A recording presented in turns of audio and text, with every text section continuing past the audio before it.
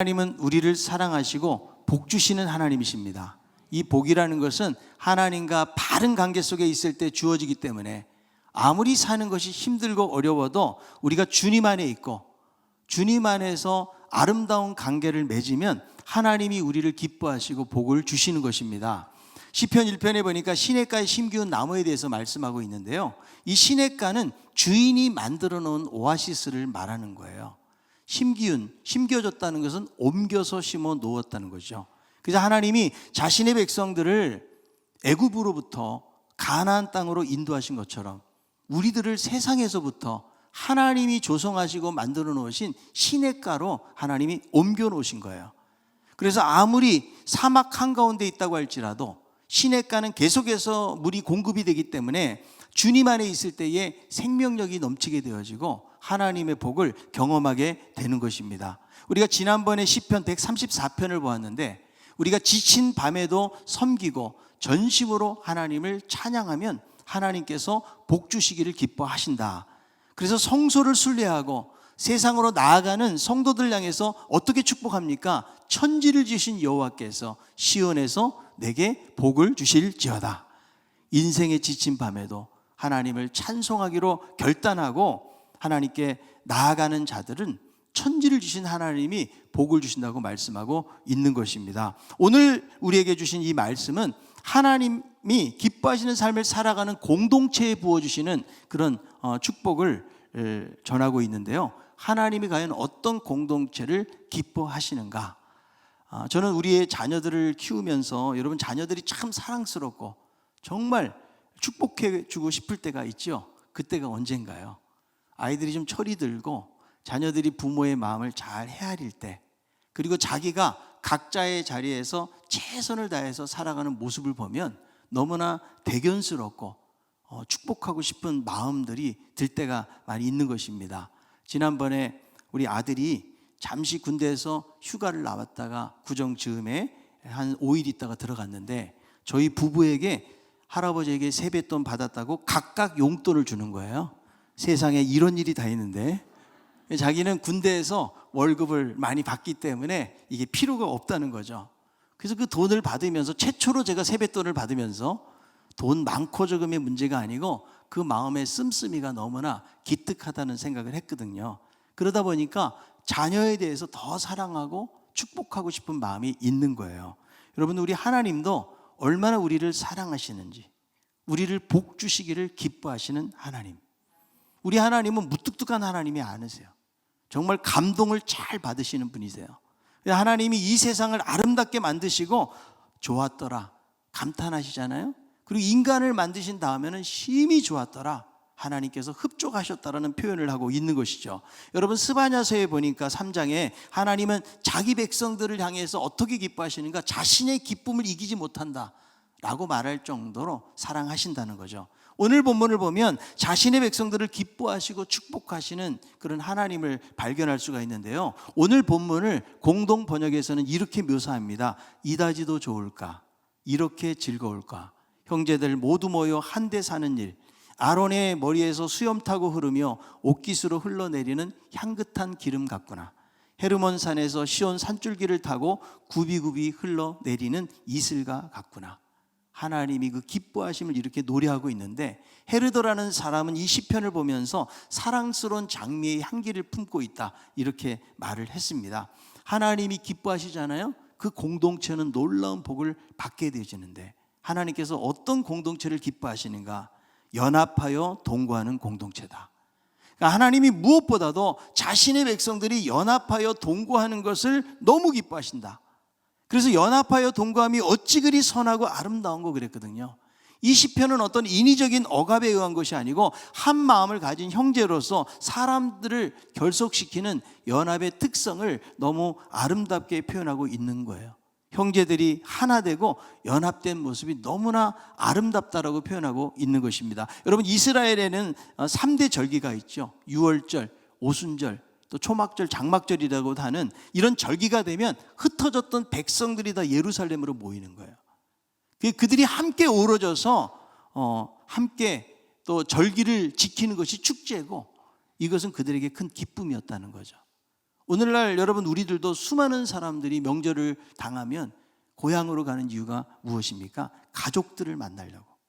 그래서 만나서 지난 이야기들을 나누고 사랑의 교제를 하는데 얼마나 기쁜 일인지 몰라요. 자, 그런데 요즘 우리가 제일 힘든 게 뭐냐? 사람들을 만나지 못한다는 거죠. 우리 시대의 사랑법이라는 글이 있더라고요. 사람은 다 똑같다. 누군가와 사랑에 빠지면 자주 만나고 싶고 달콤한 대화를 나누고 싶고 마침내 스킨십을 꿈꾼다. 하지만 코로나19 시대는 사랑의 정의를 전복시켰다. 누군가 사랑하면 가급적 만나지 말고 만나도 오래 이야기를 나누지 말고 최대한 신체 접촉을 피하라고 한다. 이 시대의 사랑은 서로 달라붙는 것이 아니고 서로 밀어내는 것이다. 그래서 정말 사랑하면 감염시키면 안 되니까 우리가 밀어내기를 하다 보니까 우리들은 얼마나 우리의 삶이 팍팍하고 메마른 삶을 살게 되었는지 몰라요. 그래서 지금 이 코로나 시대를 겪으면서 여러 가지 힘든 일들이 많이 있겠지만 제일 힘든 게 뭐냐? 사람들을 만나지 못하는 거. 교회에 오면 좀 시끌벅적하고 아이들의 해맑은 소리가 좀 들려야 되잖아요. 우리 신강교회는 유모차 부대가 있어가지고, 그죠? 산부 때 보면 그냥 가득 그 줄을 서고 그랬었는데 그런 모습을 잘 못 보고 있다는 것이 여러 가지 안타까움으로 남는데요. 사람이 살아가면서 누군가를 만난다는 것만큼 중요한 것이 없어요. 이 만남만큼 우리의 마음을 애절하게 만드는 것이 없다. 지금도 여러분 어렸을 때 헤어져가지고 십수년 만에 만나는 사람들 보면 마음이 얼마나 안타까운지 몰라요. 어머니라는 이름, 아버지라는 이름 한 번도 불러보지 못한 채 수십 년 동안 가슴앓이 하면서 만난 거죠. 만나고 보니까 얼굴은 똑같이 생겼는데 언어가 다르고 국적이 다르고 서로가 소통이 안 되는. 그래서 지난번에도 제가 보니까 어렸을 때 딸아이를 길에서 잃어버렸는데 40년이 지나가지고 그 어머니하고 아버지하고 상봉하는 그런 모습이 나오는데 이 만나서 우는 모습을 보니까 그 수십 년의 세월이 얼마나 힘들었을까, 그게 저도 느껴져가지고 보면서 저도 눈물이 나더라고요. 그래서 이 만남이라는 것은 얼어있는 마음을 녹이게 하는 거다. 눈물이 무엇인가? 마음의 눈이 녹아서 내리는 물이 눈물이다. 그래, 그만큼 귀하고 감동적인 거죠. 그래서 하나님은 형제가 연합해서 동거하는 것이 너무나 아름답다 그랬는데 여기서 이 형제는 가족적인 어떤 혈통만을 뜻하는 것이 아니고 신앙 공동체를 말하는 거죠. 그래서 하나님을 아버지라고 부르면서 살아가는 모든 사람들이 형제고 자매다. 아멘. 그래서 여러분 우리들은 이렇게 교회에서 한 번씩 만나지만 잠시 만났다가 헤어질 사람들이 아니고 영원히 만날 사람들이다. 자, 옆에 있는 분에게 말합시다. 좀 멀리 떨어져 있다 할지라도 우리들은 지겹도록 만날 사람들입니다. 한 번 더, 당신과 나 사이는 죽음도 갈라놓지 못합니다. 거의 영화에서 나오는 대사들을 우리가 하고 있는 거예요. 우리는 예수님의 피 때문에 맺어진 영적 가족, 영원히 함께할 사람들이라는 거죠. 그래서 그 전에 예수 믿기 전에는 자기 기질대로 살고 성질대로 살고 자기가 하고 싶은 대로 하고 살았어요. 그런데 이제 예수 믿고 나니까 우리가 주님의 성품을 닮아가고 주님을 따라가는 거죠.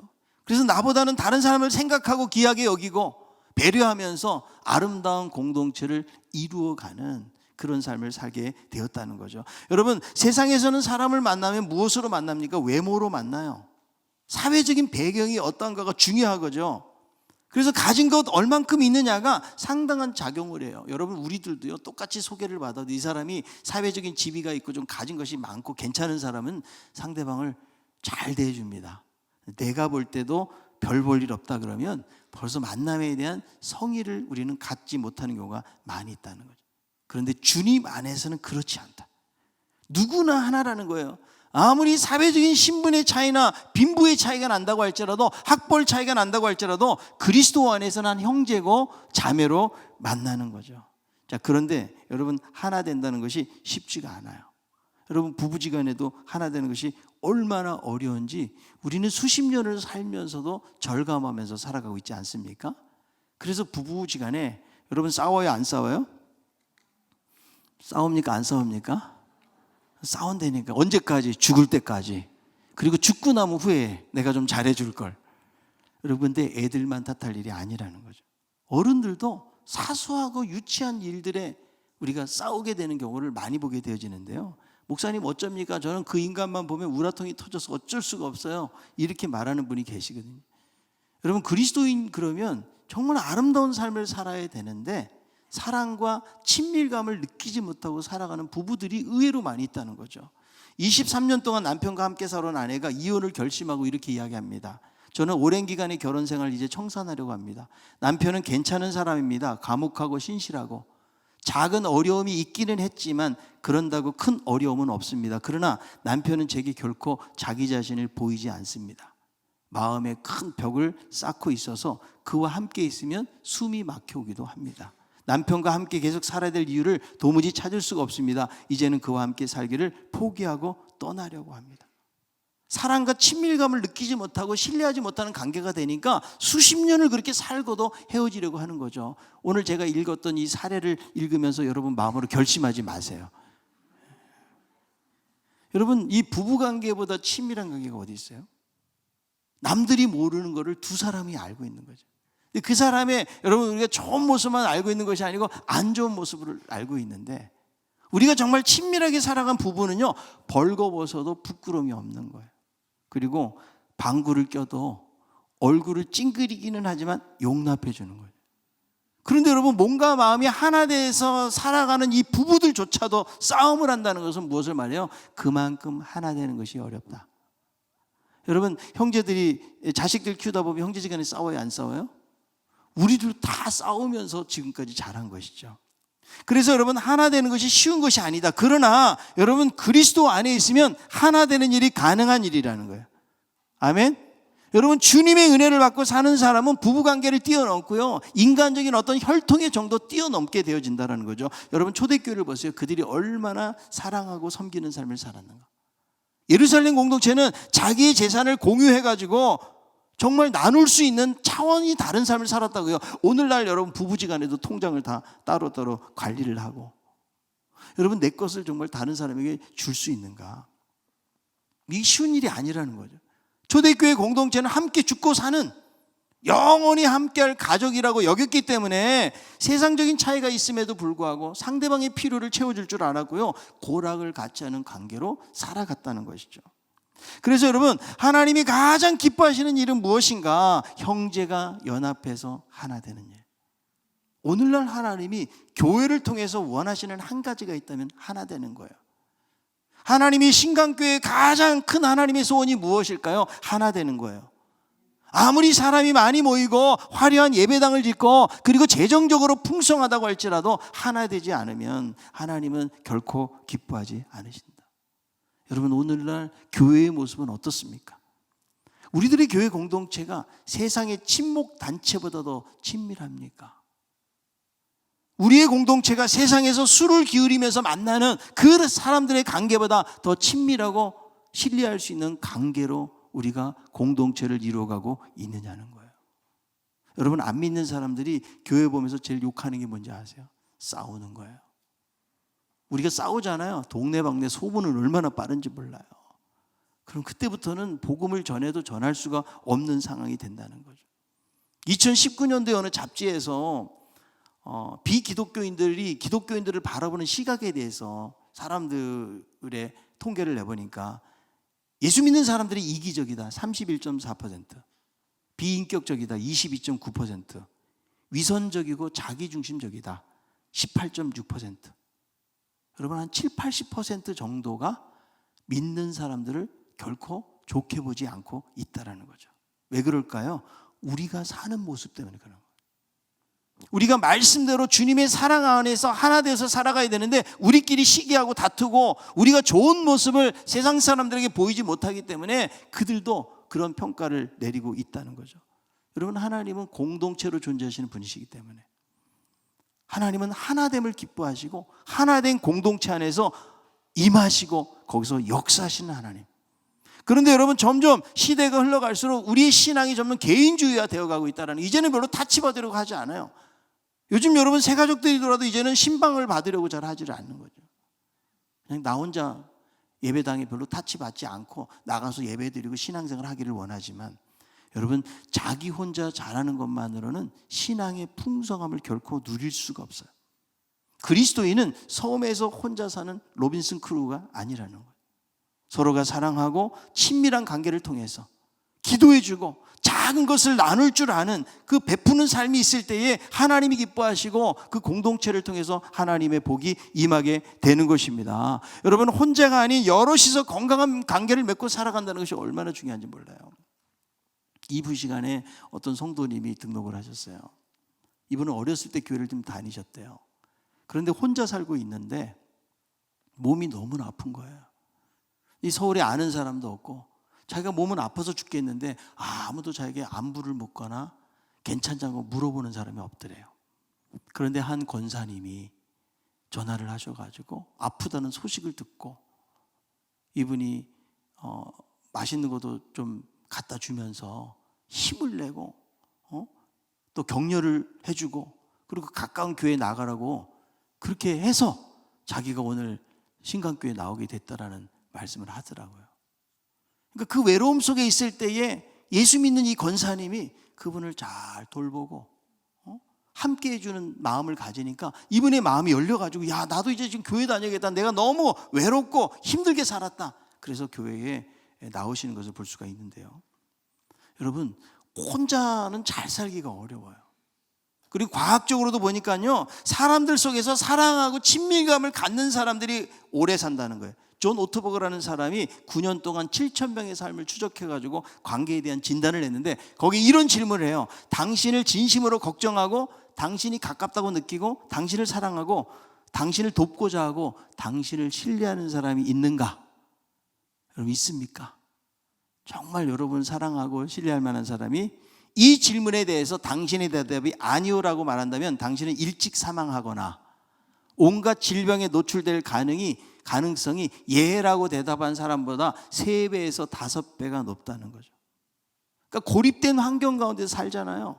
아무리 내가 운동을 많이 하고 건강하게 산다고 할지라도 결국 수명이 길지 않다라는 것이죠. 여러분, 우리들은 함께할 영적인 가족들이다. 상대방의 아픔을 내 아픔으로, 상대방의 기쁨을 내 기쁨으로 여기면서 함께 기뻐할 수 있는, 함께 슬퍼할 수 있는 그런 공동체를 하나님이 원하신다는 거예요. 여러분, 우리들 가운데 어느 누구도 나는 사랑이 필요치 않습니다 말하는 사람은 없어요. 전부 다 우리는 외치고 있는 거예요. 목말라요. 사랑해. 누군가가 나를 받아주고 함께할 사람들이 우리 모두에게 필요한 것이죠. 그런데 우리 안에 있는 여러 가지 두려움들이 이런 관계들을 막고 있는 거예요. 여러분, 우리가 예수 오래 믿을수록 우리는 먼저 다가가고 먼저 손을 내밀고 나의 아픔과 슬픔들을 내려놓을 때에 거기서 여러분 하나 되는 역사가 있는 것이죠. 우리가 이렇게 주일날 만나도 지금 못 만나는 사람은 진짜 한 1년도 넘게 못 만나는 분들도 계시잖아요. 만나도 우리가 어떤 고민과 삶의 아픔을 가지고 이 예배에 참석하는지 우리는 아무도 모르는 거예요. 우리는 그냥 지나쳐가. 이제는 얼굴까지도 다 막아놔가지고 그 사람이 진짜 고통스러워하는지 힘들어하는지 이것조차도 확인하기가 너무 어려운 상황이라는 거죠. 그래서 그 사람을 헤아려주고 알아주는 공동체가 얼마나 소중한가. 여러분, 오헬리의 단편 중에 강도와 신경통이라는 소설이 있거든요. 강도가 한밤중에 어느 집에 권총을 들고 들어갔어요. 주인을 깨우면서 손들어 그랬어요. 잠결에 깨어난 주인이 벌벌벌 떨면서 왼손을 겨우 들었어요. 강도가 고함치는 손들어 그랬더니 오른손마저 들어 그랬더니 왼손을 좀 더 크게 드는 거예요. 그러자 막 고함을 지르면서 오른손을 들으라 그랬더니 집주인이 벌벌 떨면서 하는 말이 미안하지만 오른손은 신경통 때문에 들 수가 없습니다. 그러자 강도는 말하기를 신경통 젠장, 나도 신경통 때문에 이 짓 하고 있는데. 그러니까 이 강도 역시 오른손이 신경통으로 마비가 돼가지고 제대로 일을 못하는 거예요. 그러니까 남의 집 들어가가지고 물건 훔치는 이런 일들을 하고 있는 것이죠. 그런데 신경통이라는 말에 기가 번쩍 뜨인 강도는 당장 사람을 죽이거나 물건을 빼앗으려는 생각은 다 사라져버렸어요. 그래서 신경통 이야기를 꺼내는 거예요.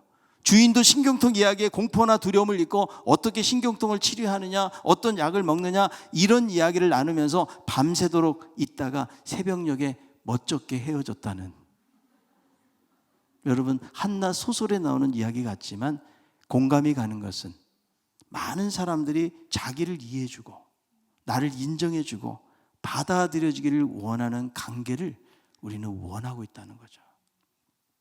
그래서 여러분 알아주는 게 참 중요한 것 같아요. 예? 그 사람이 어떤 지금 형편에 있는지 처지에 있는지 우리가 말을 안 하면 잘 모르잖아요.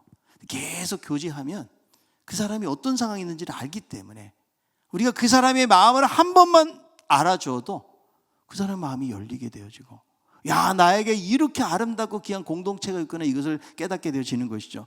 여러분, 인생 수업이라는 책이 있는데요, 호스피스 운동의 선구자라고 말할 수 있는 엘리자베스 키블러 로스라는 정신과 의사가 쓴 책인데요, 수백 명의 죽어가는 사람들을 인터뷰하고 인생의 교훈이 될 만한 것을 책으로 엮었는데, 이 저자가 강조하는 것은 무엇인가 하면 우리가 지상에 있는 시간들이 결코 많지가 않다는 거죠. 우리가 말하고 행동하는 것이 어쩌면 내가 사랑하는 사람에게 마지막이 될 수가 있다. 그러므로 삶을 지체하거나 기다리지 말고 사랑하면서 그 순간을 충실하게 살라는 교훈을 주고 있다는 거죠. 우리들도 살다 보면 소중한 사람들을 소중하게 생각하지 못하고 그냥 지나치고 하는 경우가 많이 있어요. 여러분, 누가 가장 소중한 사람일까요? 바로 내 옆에 있는 사람, 나와 대화를 나누고 있는 사람, 나와 동고동락을 하며 지금까지 함께 살아왔던 가족들. 우리는 여러분 가까울수록 알아줘야 되는데 가까워도 무시를 하고 소통이 안 되고 상대방을 헤아리고 알아주지는 못하다 보니까 오히려 가까운 관계 속에서 소중히 여기는 마음보다는 오히려 상처가 있고 아픔을 가지고 살아가는 경우를 많이 보게 되어지는데요. 여러분, 아내가 정말 귀한 겁니다. 아멘을 안 하는 남편들은 뭐냐는 거예요. 남편이 정말 귀합니다. 아멘? 억지로 아멘을 하지 마세요. 자녀들이 귀하고 내가 만나는 성도들이 귀하고 한 사람 한 사람이 너무나 소중한 거예요. 그러니까 주님은 수많은 군중들을 대하지만 어때요? 한 마리 잃어버린 양들을 찾아 나선다는 것은 한 사람 한 사람에 대한 관심과 사랑을 가지고 직접 다가가시는 주님의 모습을 발견할 수가 있는데요.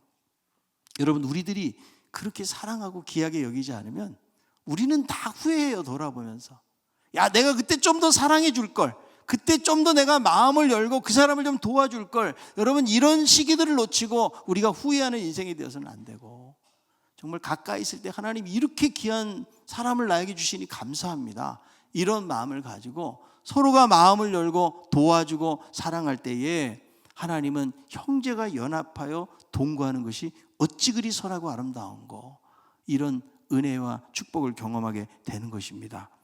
그래서 여러분, 하나님께서 이렇게 연합하고 동거하는 삶이 아름다울 때 어떤 복을 주시는가? 첫째는 기름의 복을 주시는데요, 하나님께서 2절에 보니까 머리에 있는 보배로운 기름이 아론의 수염에 흘러서 옷깃까지 흐른다고 그랬죠. 이 복은 무엇인가? 여러분, 아론은 제사장이잖아요. 아론이 제사장으로 임직을 하면서 기름 부음을 받아요. 그러니까 여기서 말한 이 기름 부음은 신령한 복을 말하는 거죠.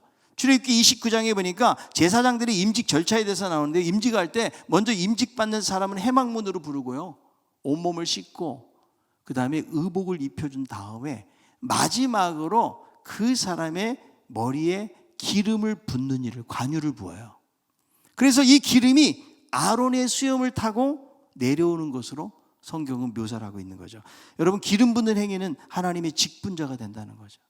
그래서 이 직분자가 될 때는 기름 부음을 통해서 하나님의 각종 능력과 은사들이 부어지는데, 사도 바울이 디모데에게 네가 안수 받을 때 받은 거 소홀히 여기지 말고 그래서 잘 지켜갈 것을 권고하는 모습을 보게 되어지는데요, 하나님이 아론에게 사명을 잘 감당할 수 있도록 지식과 지혜를 주시고 자비와 온유와 거룩한 은혜를 부어주신 것처럼 우리들이 연합하고 하나 된 삶을 살게 될 때에 우리의 삶에 필요한 기름 부음이 있게 되어진다. 그래서 이 하나님의 기름 부음이 있으면 은사와 능력뿐만 아니라 그 사람의 삶이 변화가 되는 거예요. 여러분, 우리들은 그 기름 부음을 사모해야 돼요. 아멘. 그래야 여러분, 사명을 잘 감당할 수 있을 뿐만 아니라 우리의 모질고 모난 우리의 성품이 변화되어지고 하나님의 사람으로 온전히 갈 수가 있기 때문에 이런 기름 부음, 하나님의 그 신령한 복을 우리들은 사모하면서 나아가야 된다. 두 번째는 이슬의 복인데요, 3절에 보니까 헬몬의 이슬이 시온의 산들에 내린다는 표현이 있잖아요. 이 헬몬산은 거의 3,000m 육박하는 2,815m의 높은 산인데요, 이 산에 있는 차가운 눈이 녹아가지고 이스라엘 땅에 많은 이슬을 맺게 하는데 이 이슬 때문에 식물이 자라게 된다. 그래서 여러분 이슬은 뭐냐? 생명의 에너지예요. 이슬은 성경에 보면 하나님의 은밀한 축복. 그러니까 이슬이 내린다는 것은 무엇을 말해요? 하나님의 생명이 공급이 된다. 이슬이 그친다는 것은 무엇을 말해요? 하나님의 저주인 거예요. 그래서 이슬은요, 하나님이 끊임없이 부어주시는 은혜. 자, 우리는 여러분 신앙생활하면서 기적을 바랄 때가 참 많이 있잖아요. 그런데 기적이 날마다 일어날 수는 없다는. 그러면 아픈 환자가 있을 일도 없고 사업에 망할 일도 없잖아요. 하루아침에 출세할 수도 있을 거예요. 하나님은 지금도 여전히 기적을 베푸시고 일하시지만 날마다 우리에게 기적적인 삶을 주시는 것은 아니에요. 더 중요한 것은 이슬 같은 잔잔한 은혜를 누리고 있다는 거죠. 여러분 이슬은 작은 물방울이 이제 보이지도 않아요. 근데 가만히 있으면 거기 다 이슬이 온몸에 젖는 것처럼. 여러분 심장이 뛰는 것이 은혜인 줄 아십니까? 얘는 뛰라고 해서 뛰는 게 아니에요. 얘가 알아서 뛰다가 멈추는 거는 아무도 막을 수가 없는 게 심장이에요. 우리가 여러분 걸어 다니는 것도 은혜고요. 화장실에 가는 것도 은혜입니다. 왜? 우리 주변에 보니까 중환자실에서 꼼짝달싹 하지 못하고 소변, 대변 한번 보지 못하는 사람들이 우리 주변에 많이 있다는 거죠. 그래서 내가 여러분 건강이 있다면 보이지 않는 이슬 같은 은혜가 나를 붙들기 때문에 그래요.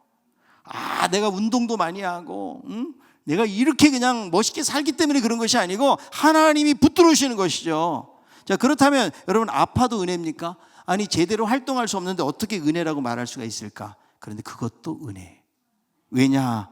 인생은 상실감과 고통을 통해서 인생을 배우게 되고 내가 건강할 때 깨닫지 못했던 하나님을 만날 수가 있기 때문에. 그래서 여러분 약할 때 강함 주시는 하나님, 그 하나님 놀라우신 하나님이신 것이죠. 그래서 우리 성도 가운데서도 정말 이슬 같은 은혜들을 누리는 성도들이 있어요. 정말 도무지 상황적으로 볼 땐 저렇게 기뻐할 상황도 아니고 신앙생활 하면서 예배드리고 이럴 상황도 아닌데, 근데 그 가운데서도 주님이 부어주시는 이슬 같은 은혜가 있으니까 거기서 힘을 얻고 하나님을 찬송하고 나가는 모습을 보게 되는데요. 여러분 사도 바울 보세요. 자신의 질병을 고쳐주지 않았거든요. 그냥 하나님의 음성은 내 은혜가 내게 족하도다라는 말씀이잖아요. 그런데 그 말씀 앞에 어떻게 생각해? 자신의 약한 것, 공고한 것, 가난한 것, 병든 것 오히려 기뻐했다. 왜 그럴까요? 자기의 병은 고쳐지질 않았지만 이슬같이 부어주시는 하나님의 은혜와 섭리를 경험했기 때문에. 그래서 때로는 내가 느끼지도 못하고 알지도 못할 것 같은 이 복이 여러분 우리 가운데 있다는 것을 여러분 아십니까? 어떤 분은 이 이슬의 축복을 스프링클러와 같은 성도라고 이야기했거든요. 생명을 주는 사람이에요. 요즘 여러분 우리 주변에 보면은 우리들도 지쳐있지만 지쳐있는 사람들이 많이 있거든요. 그 사람들을 우리가 격려하고 응원해 주는 거죠. 여러분 봄이 되면 어때요? 죽은 것 같은 대지가 살아나고 깨어나고 생명이 약동을 하잖아요. 그래서 겨우내 움츠러졌던 것들이 기지개를 피면서 일어나는 것처럼 여러분 우리가 봄과 같은 사람이 돼야 돼요. 자, 옆에 있는 분이 봄처럼 새봄 같은 사람이 되세요. 그래서 차가운 삶을 살아가고 냉랭한 삶을 살아가는 사람들에게 이 훈훈하고 따뜻한 주님의 사랑을 전하는 것이죠. 여러분 우리가 사용하는 말 중에 좋은 말들이 많이 있는데 덕분에라는 말이 참 좋은 말이에요. 참 당신 수고 많았어요. 다 당신 덕분이에요. 나의 행복은 당신 덕분입니다. 여러분 이런 말 한마디가 얼마나 상대방을 힘있게 만드는지 몰라. 여러분 너무 생색내지 마세요. 내가 막 잘했다고 생색을 내고 자랑을 하잖아요. 그럼 다른 사람이 아무리 고생해도 그 사람 별로 인정해주고 싶은 마음이 없어요. 그래서 다른 사람에게 그런 주님이 부으신 축복을 돌리는 거예요. 그러면 그 사람이 내가 별로 이 사람에게 기여한 바가 없다고 할지라도 그렇게 말해주는 것 자체가 고마운 거잖아요. 그래서 여러분 우리 신강교회는 격려하고 위로해주는 사람, 정말 스프링클러와 같이 생명을 주는 사람들이 많아질 때에 신나고 행복한 공동체가 될 줄로 믿습니다. 저는 이런 사람들, 생각만 해도 흐뭇해지는 사람. 자, 옆에 있는 분에게 생각만 해도 흐뭇해지는 사람이 되세요. 어떤 사람은 생각만 하면 열받아요.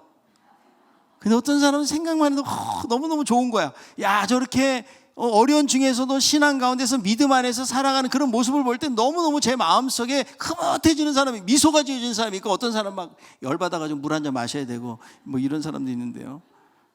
여러분, 이런 이슬의 축복, 이렇게 다른 사람들을 살리고 생명을 주고, 이게 막 겉으로 크게 보이는 것이 아니라 할지라도 보이지 않는 은밀한 그런 말 한마디, 문자 하나, 작은 것 하나를 통해서도 다른 사람들을 살리는 그런 은혜의 삶을 하나님 기뻐하신다. 마지막 세 번째로는 영생의 복이라는 거죠. 그래서 복 중에서 가장 중요한 복이 영생의 복인데요, 여러분이 구원의 복을 누리는 것보다 중요한 것은 없어요. 자, 이스라엘 백성들이 광야 생활을 하는데 40년 했는데 가나안 땅에 다 못 들어가요. 왜 그럴까요? 그들이 하나 되지 못하고 원망하고 불평하고 사랑으로 하나 되지 못했기 때문 아니겠어요? 우리들도 여러분 구원의 길에 전부 다 우리가 올라서 있는 것이죠. 우리 모두가 전부 다 이 영생의 복을 누리는 그 자리까지 함께 가야 되는 거죠. 그래서 여러분, 이 영생의 복은 세상의 어떤 것과도 바꿀 수가 없다. 여러분, 이 영생의 복을 받은 것 때문에 정말 우리의 삶에 기쁨이 있습니까? 정말 기쁨이 넘치나요? 여러분, 우리는 복 중에서 가장 큰 복을 받은 사람, 아멘. 그럼 기뻐해야 되잖아요. 근데 이 영생의 복은 제쳐놓고 자꾸 다른 세상에 있는 복이 없다는 것 때문에 우리가 정말 내 자신 초라하게 생각하고 그런 기쁨을 누리지 못할 때가 많이 있는데, 우리는 엄청난 복을 누린 사람이에요. 그런데 아무런 복도 누리지 못한 사람들처럼 살아가서는 안 된다. 자, 옆에 있는 분에게 말해봅시다. 당신의 얼굴을 보니까 엄청 복받은 사람 같습니다. 지금 얼굴이 반쪽밖에 안 보이기 때문에 이게 이해되는지 모르겠지만, 우리가 옆에 내가 이 사람을 축복할 때 하는 그런 마음, 그런 표정, 이 표정이 계속 연결될 수 있기를 바랍니다. 여러분, 웃음과 감동을 전달하는 미국의 아주 유명한 토크쇼가 있죠. 오프라 윈프리 쇼라고. 보니까 1986년도부터 2011년까지 한 25년 동안을 오프라 윈프리라는 사람이 진행을 했는데, 이 사람은 우리가 이 사람에 대한 이야기 많이 들었잖아요. 18살 때 18살 미혼모의 딸로 태어났고 할렘가에서 외할머니 손에 자라면서 아버지와 어머니의 집을 전전했고, 9살 때 사촌 오빠에게 성폭행, 14살 때 삼촌에게 성폭행 당하고 아이를 낳았지만 죽었고, 이때 충격으로 엄청나게 살이 찌면서 마약에까지 손을 댄, 그야말로 아무런 희망도 없는 여인이에요. 그런데 이 여인이 미모가 탁월한 것도 아닌데, 이 사람이 이 쇼를 진행을 하면서 전 세계 1억 5천만 명의 사람들이 거기서 감동을 받고 가장 영향력 있는 여성으로 우뚝 섰다는 거죠. 이 사람이 한 번은 자신이 진행하는 토크쇼에서 방청객 전원 276명에게 그 당시에 8,000불짜리 자동차를 선물하는데, 너무 기뻐서 선물 받고 심장마비로 갈까봐 의료진을 대기시켜놓고 쇼가 시작이 된 거예요. 그런데 열쇠를 받는 사람이 한두 사람, 세 사람이 아니에요. 거기에 앉아있는 276명 전원에게 자동차 열쇠를 주는 거예요. 여러분, 얼마나 기뻤겠어요?